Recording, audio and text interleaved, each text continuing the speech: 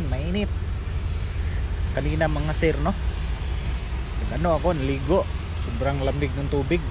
Parang may ano, parang may yelo ba. Tapos ngayon, mga alas 8 na ngayon. Alas 8. Yun, mainit na. Mamaya, mag ano tayo. Ibang trip natin mamaya. Maglagay tayo ng ano dito sa mga puno ng sayote. Maglagay tayo ng abono, no? Nagdala ako ng abono kasi yun yung ano ni Irpat. Yun yung sabi ni Irpat na mag-abono na lang daw ako. So hindi na ako mag ano ngayon, hindi na siguro ako maglinis kasi parang basta ano, tapusin ko muna tong paano paglagay ng abono. Yan, no? Yan yung trip natin ngayon, maglagay tayo ng abono. Dalawang klase yung abono na dala natin ngayon. So yung isa, pero hindi ko alam kung anong pangalan sa abono mga sir. Yun yung ang alam ko lang, itong isa ano to, complete na klase ng abono. Basta tawag nila complete daw. Tapos tong isa, hindi ko alam kung ano yung ano pangalan. Basta yung isang dala ko kulay puti, tapos pangpataba daw, pangpataba. Ito namang isa yung complete ano, pampabunga. Sabi ni Irpat sa atin, no, ano na lang daw, isabay na lang daw. Kasi pag ano, kapag umulan, may ano na siya, may abono na. Sayang kasi nung ano, nung last Monday umulan mga sir. Medyo malakas-lakas yun, umulan. Tapos ano, hindi tayo nakalagay ng abono kasi akala kasi ni Irpat di pa mag ano, di pa magulan. Yan, dito natin nilagay yung ano natin, oh. Yung nag-harvest tayo nung dyan, oh. Dyan ko nilagay. Maganda pala dito lagyan ng mga ano, bunga para no, hindi yan na mainit dito. Mas mainit pa doon yung pag palagi namin nilagyan ng Irpat doon sa taas kasi walang ano, walang makasangga sa init. Yan dito banda, oh, hindi mainit. Kukunin muna natin yung ano natin, yung bunlay natin, no? Ano ba yung bunlay sa ano, sa Tagalog? Yan, itong mga maliit na puno, oh. Yan, samahan ko yan, kasama ko yan yung paglagay ng ano, yung mga abono. Dalawang klase yung abono natin. Meron kasing bagong tanim dito ni Irpat dun banda sa kabila. Sabi ni Irpat, yung mga maliliit daw lagyan na lang daw ng ano, yung pampataba, yung kulay puti, yung sabi niya. Yun, dinandaan ko yun, no. So may good news pala tayo mga sir. Yung ano ko, yung gunting ko na naiwan, ano na yun, nakita ko na kahapon. Kasi yung last vlog ko kahapon siguro ako nag-edit ako kahapon. Pumunta ako sa tindahan, tapos yun, nakita ko yung ano ko, gunting at saka glove. Doon ko na ano, doon ko na naiwan pala sa tindahan. Kaya pinuntahan ko kahapon.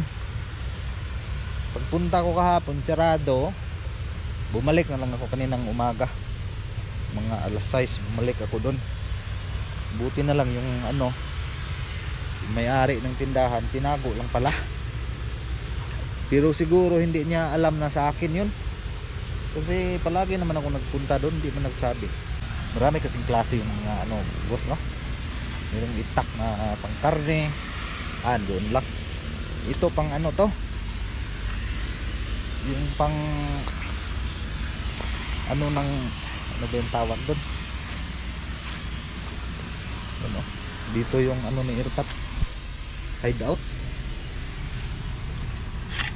Ito yung hideout, ito yung kunin natin, oh.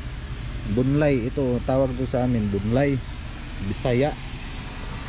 Pero sa Tagalog, ano lang naman yung alam ko, kutsilyo at saka itak. Ano? Ito yung hideout ni ano dito.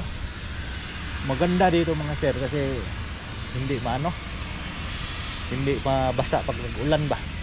Yan, oh, yan. Malaking bato yan, tapos pag ganyan, oh. Dito kami sa ilalim, malaking bato yan.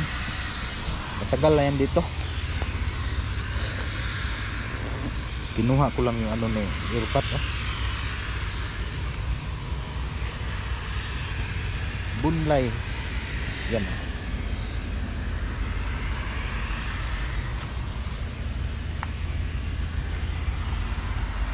Ano na tayo? Start tayo mag-abono. Doon tayo sa ano?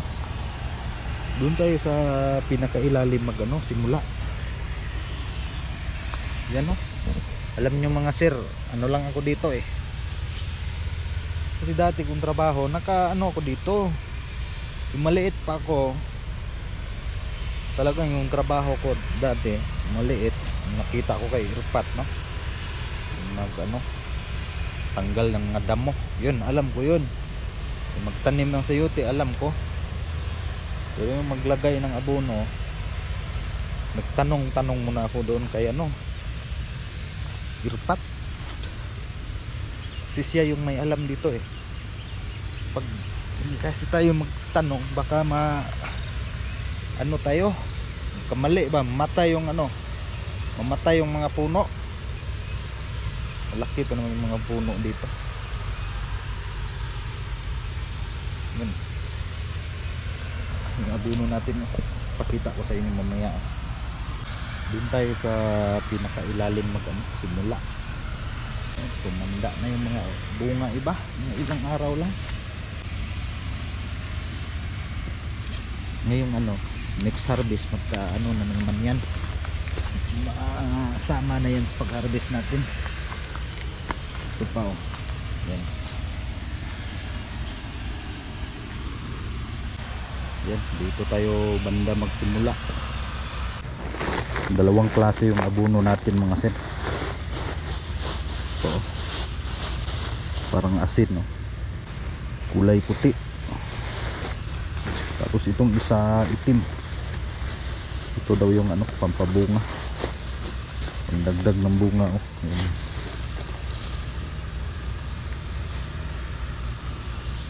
Tawag dito complete. Sana makita ninyo yung ano mga sir, no? Nilagay ko lang dito banda sa dibdib yung ano, kamera. Sana dumami na yung mga ano dito, bunga. Tinitingnan ko muna yung mga puno. Marami talaga mga puno dito ng mga sayote. Siguro mga estimate ko mga 300 na puno lahat. Estimate lang yun. Ito pag na ano to, mabunuhan, tataba naman to. Tapos magbigay ng ano, magandang bunga.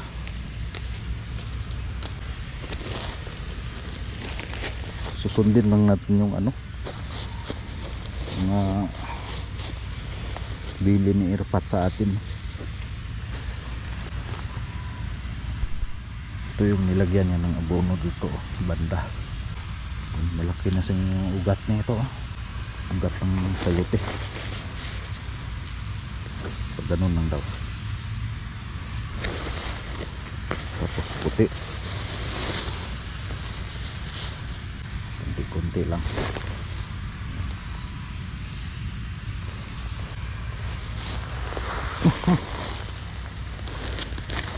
Natapon pa, oh. Natapon yung ano,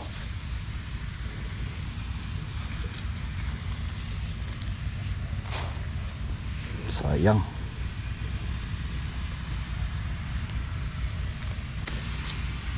Natapon pa yung abono natin mga sir.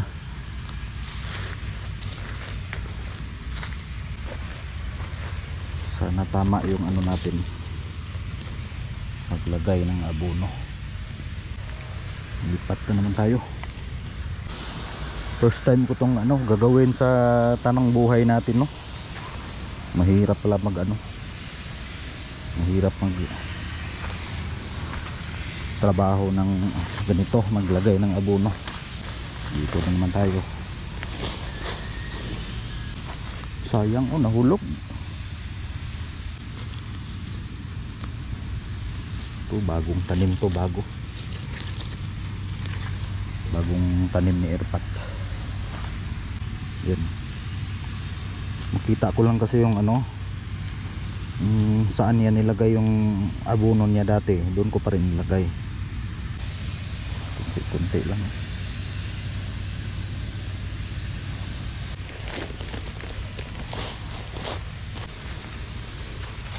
Kailangan din natin tanggalin tong mga damo-damo, mga sir. Kasi pag hindi natin tinanggal, yung mangyayari dito, yung mga damo yung tataba,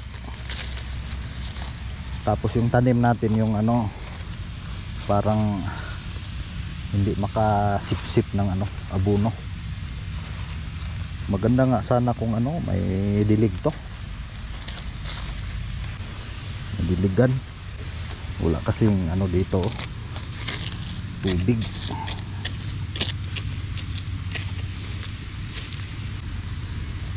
Maglagay daw ng abono si Erpat mga 2 buwan bago maglagay ng abono.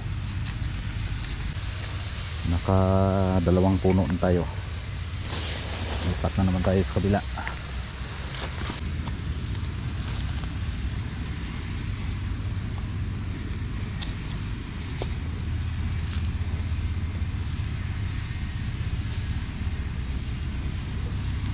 Hinahanap ko lang yung yung saan parte yung malambot na lupa. Pag may nakapa tayo na malambot, yan yung mga dating nilagyan ni Erpat ng abono. Yan. Dagdagan natin konti para maraming bunga.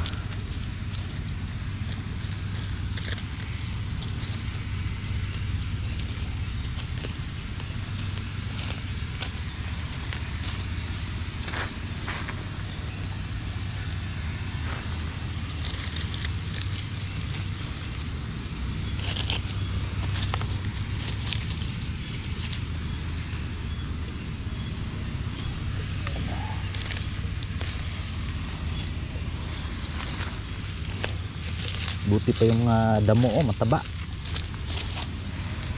So, yung ibang tanim payat. Yan.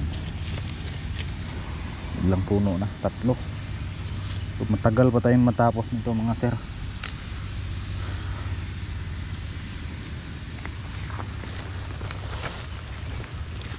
Importante kasi natin, lagyan natin ng mga abono dito. Tapos na.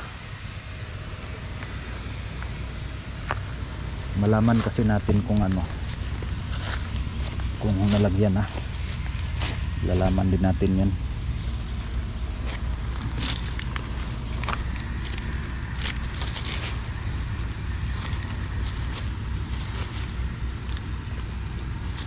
Yan dito, dito naglagay si Erpat banda.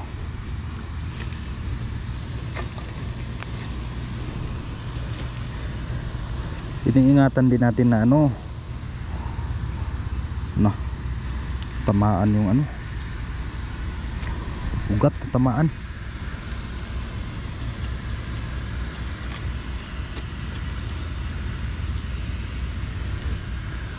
Pag natamaan natin yung ugat, huwag na natin lagyan kasi mamatay daw yung puno, sabi ni Erpat. Importante hindi masugatan yung mga ugat sa ilalim.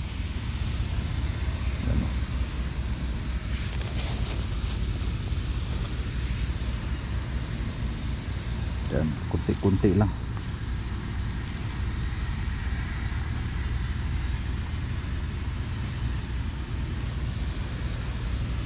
pa isa, meron pang isa dito.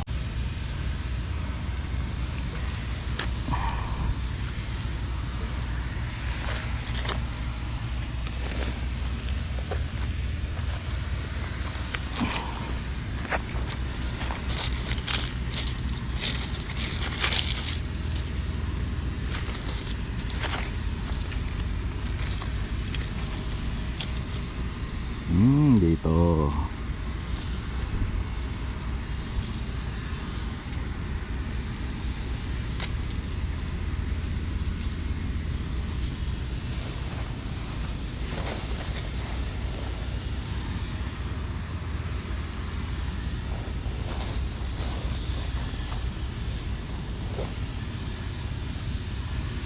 Yan. Pasensya na kayo mga sir, no? Maingay yung video kasi yung planta, nakaharap kasi tayo sa planta. Yun, maingay talaga yung ano, marinig dito, malakas dito yung ano, yung parang nagbuga, parang nagbubuga ng ano, tubig. Yun yung marinig ninyo. Ayan yung maingay, yan yung planta na maingay.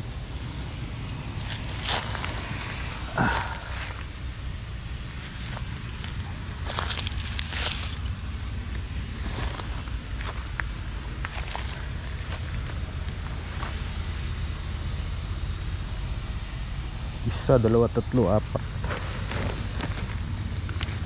Apat na.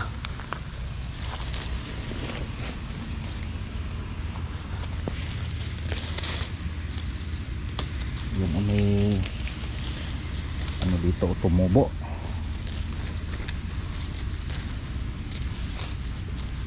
Dito. Yan. Kahit hindi na pala tayo gumamit ng ano, bunlay.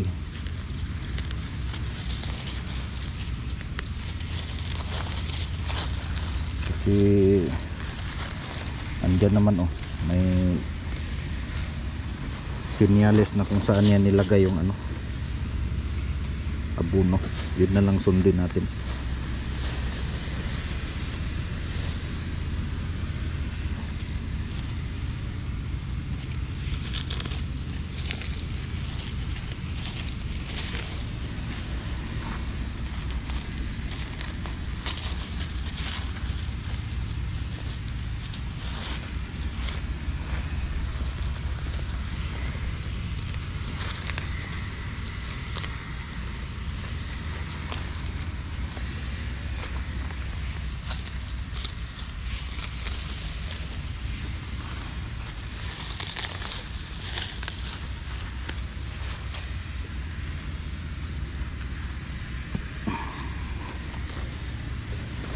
Iwan pala yung ano natin, sandata natin dito.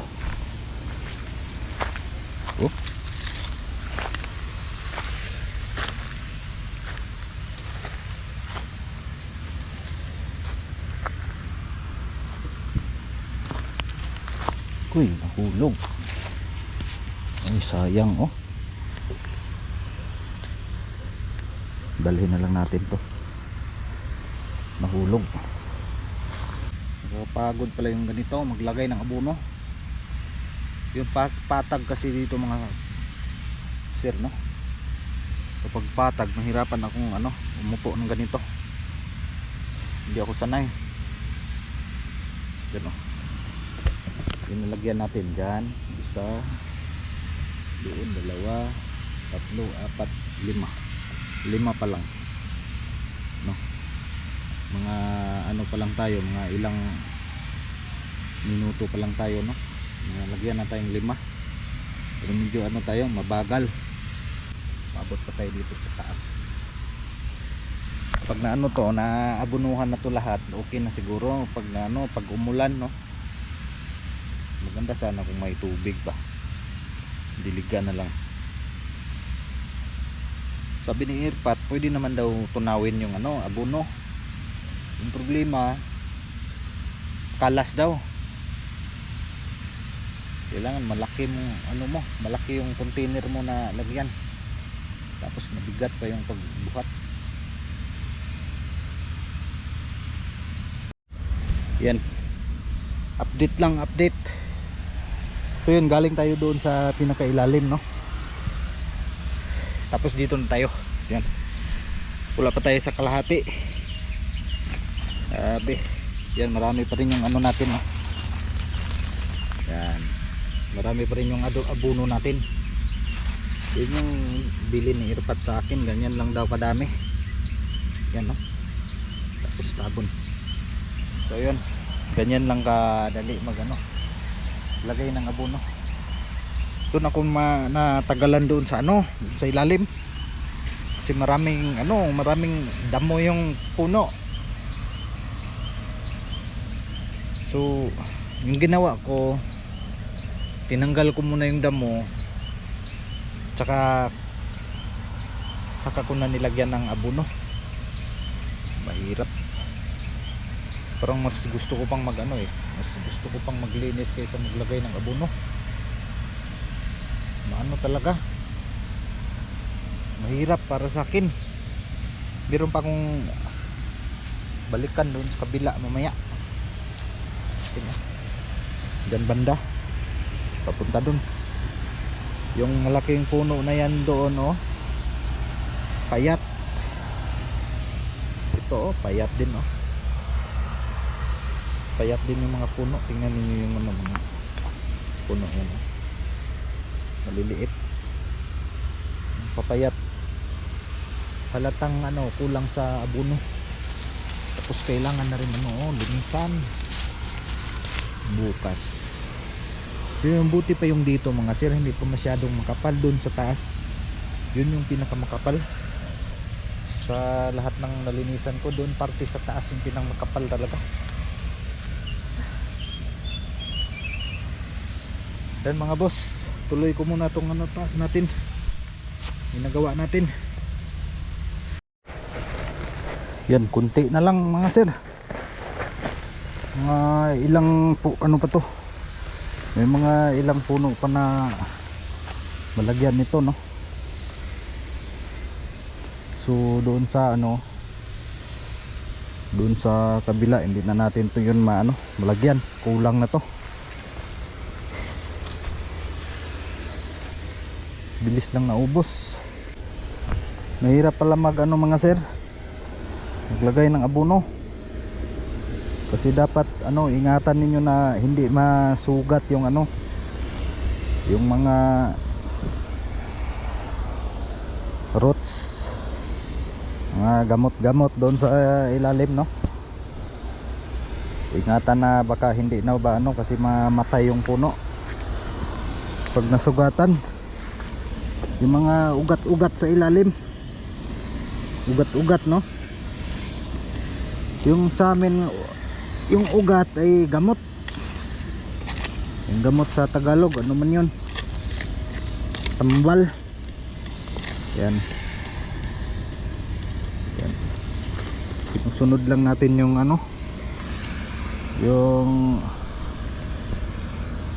saan nag-ano si Irpat. Kung saan nilagyan ni Irpat, doon din natin lagyan. Yung mga ugat-ugat kasi ba, oh. Oh. Yan pag ano, na sugatan yung ugat ng ano, puno ng sayote, mamamatay daw. Kaya iniingatan natin ng ano, maayos. Maayos naman tayo mag-iingat. Yan. Kunti-kunti lang, kasi kunti na lang talaga. Yan. Ito na lang yung natira natin, no, pampabunga. Wala na tayo nung ano, pampataba, na ubos na.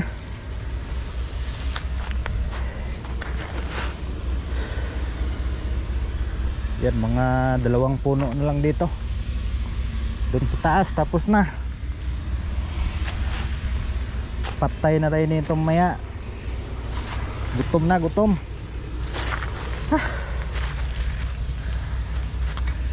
Yan. Dito na naman tayo. Hanapin lang natin yung ano, mataba yung ano niya, oh, puno. Yan yung maganda, mataba. Yan. Saan yung ano, malambot, doon natin ilagay. Kasi doon yun ni ano ni Irpat. Hindi to, okay lang to. Malalaman mo kasi yung mga ugat-ugat nya. Yan yung ugat nito ng ano. Binitaw na yung ano, ugat-ugat. Yan. Ganyan lang. Tapos yung meron pa tayong 2 puno dito sa kabila naman. Sa kabila, kahit hindi na lang ano, masyadong malalim, basta maano lang siya. Yan, wala na. Meron pa isa dito. Isa pa.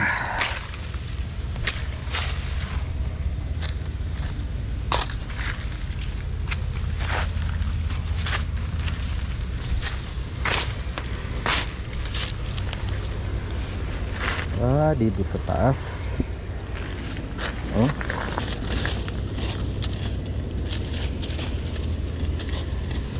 Kunti na lang.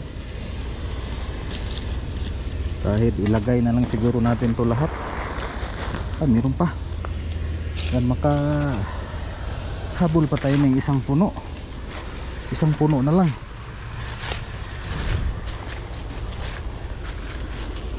Hihi. Kunti na lang talaga, oh. Wala na akong makita dito. Doon sa ilalim din wala na. May isa pa pala, oh. May isa pang puno dito. Dito, oh. Dito banda. Wala na. Pang last na to, pang last.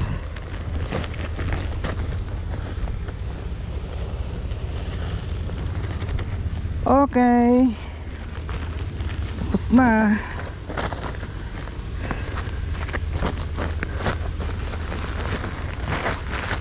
Diyan lang muna yan. So ito ibalik muna natin to sa ano, doon sa pinagkukunan natin, no. Doon sa lungga ni Irpat. Doon sa may ano, may bato.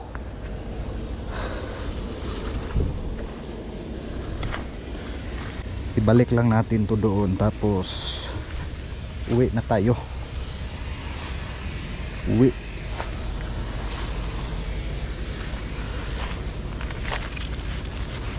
Grabe yung init. Ang init mga pre. Sobrang init. Yan, tingnan nyo, nangingitim na ako, oh. Hindi pala, brown pala. Ito yung ano, tunay na Pinoy. Kayo manggi. Kayo manggi ang balat. Yan mga sir, no, pag ano kayo umitim, huwag kayo matakot yan. May rason naman kayo. Yan ang tunay na ano, kayo manggi. Yan, dito lang natin to ano, sa uli. May mga abubot dito si Irpat. Mga abubot. Yan ito, oh.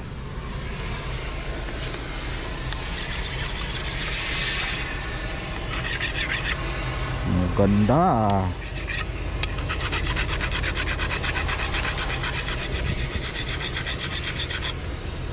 Na ano yung itak natin, tapilok, tumama sa bato, oh. Patay tayo kay Irpat dito. Kay Irpat to. Yan lahat ng mga gamit na dinadala ko dito sa farm natin, no, kay Irpat. Wala akong sarili.